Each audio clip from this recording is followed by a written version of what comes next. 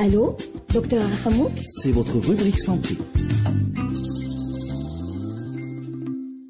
Bonjour et bienvenue dans votre rendez-vous médical. Aujourd'hui, on va parler d'une maladie mentale qui peut toucher n'importe quelle personne, la dépression. Alors, la dépression est une maladie qui se caractérise notamment par une grande tristesse, un sentiment de désespoir, une perte de motivation et des facultés de décision, puis une diminution du sentiment de plaisir, des troubles alimentaires et du sommeil. On peut même avoir des pensées morbides et l'impression de ne pas avoir de valeur en tant qu'individu. Dans le milieu médical, le terme dépression majeure est souvent employé pour désigner cette maladie. La dépression survient généralement sous forme de périodes dépressives, qui peuvent durer des semaines, des mois, voire des années. Selon l'intensité des symptômes, la dépression sera qualifiée de légère, modérée ou majeure. Dans les cas les plus graves, la dépression peut conduire au suicide. Alors, déprime ou dépression?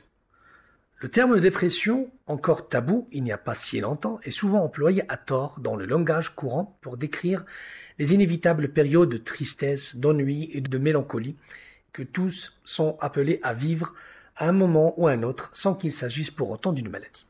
Par exemple, être triste après la perte d'un proche ou avoir un sentiment d'échec en cas de problème au travail est normal. Mais lorsque ces états d'âme reviennent chaque jour sans raison particulière ou persistent longtemps même avec une cause identifiable, il peut s'agir d'une dépression. La dépression est en fait une maladie chronique, répondant à des critères diagnostiques bien précis. Outre la tristesse, la personne dépressive entretient des pensées négatives et dévalorisantes. Je suis vraiment nul, je n'y arriverai jamais, je déteste ce que je suis. Elle se sent sans valeur et a du mal à se projeter dans l'avenir. Elle n'a plus d'intérêt pour des activités autrefois appréciées. Il y a différentes formes de dépression. Il y a le trouble dépressif majeur, il y a le trouble dysthymique. Il est caractérisé par une humeur dépressive présente la majeure partie du temps, pendant au moins 2 ans, associée à des symptômes dépressifs qui ne remplissent pas les critères d'un épisode dépressif majeur. Il y a la dépression anxieuse. Aux symptômes habituels de dépression s'ajoute une appréhension et une anxiété excessive. Il y a les troubles bipolaires, auparavant qualifiés de maniaco-dépression. Ce trouble psychiatrique se caractérise par des périodes de dépression majeure, avec des épisodes maniaques ou hypomoniaques. Euphorie, exagérée, surexcitation, forme inversée de dépression. Il y a la dépression saisonnière. C'est un état dépressif qui se manifeste de façon cyclique, habituellement pendant les quelques mois de l'année où l'ensoleillement est au plus bas. Il y a la dépression du postpartum, qu'on appelle aussi le baby blues.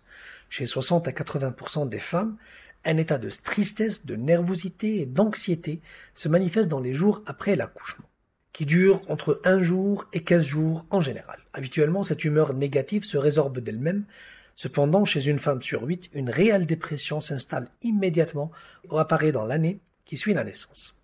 On ne sait pas avec précision ce qui cause la dépression, mais il s'agit probablement d'une maladie complexe faisant intervenir plusieurs facteurs liés à l'hérédité, à la biologie, aux événements de la vie, ainsi qu'au milieu et aux habitudes de vie. Il y a le facteur génétique, il y a la biologie du cerveau soit complexe, on observe chez les personnes dépressives un déficit ou un déséquilibre de certains neurotransmetteurs comme la sérotonine.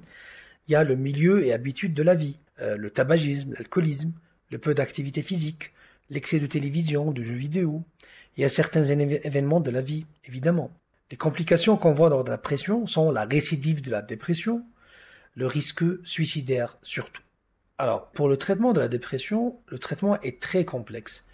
Et seul un psychiatre peut faire le diagnostic de la dépression, des types de dépression, mais aussi de la prise en charge adéquate. Il y a bien sûr la psychothérapie, il y a les médicaments antidépresseurs dans certains cas, et puis il y a surtout l'accompagnement psychologique et les modifications de l'hygiène de vie. Pour la prévention, l'activité physique régulière, des relations familiales et amicales à entretenir, la spiritualité sont des armes qui peuvent au moins ne pas traiter la dépression, mais au moins l'alléger et l'accompagner de la meilleure des manières. Donc voici pour le thème d'aujourd'hui, un thème assez sérieux qui est la dépression. En attendant d'autres thèmes médicaux, prenez soin de vous et à bientôt.